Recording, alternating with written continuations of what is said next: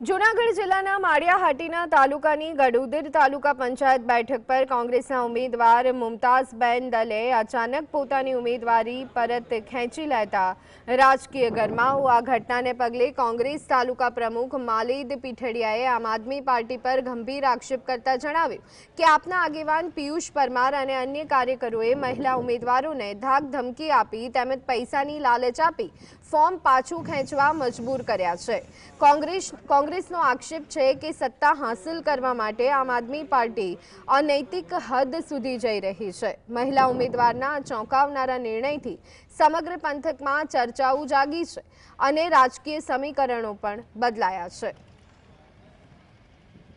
બેન શ્રી મુમતાઝબેન દલની ઉમેદવારી ધાક ધમકી રાતે ઉપાડી ગયા ગોંધી રાખી તેમજ સવારે આર્થિક વહીવટ પણ જે પણ કરેલ હોય એ પ્રમાણે એમનું ફોર્મ પરત ખેંચાવેલ છે અને લોકશાહીનું આમ આદમી પાર્ટીના આગેવાન શ્રી પિયુષભાઈ દ્વારા કરવામાં આવ્યું છે।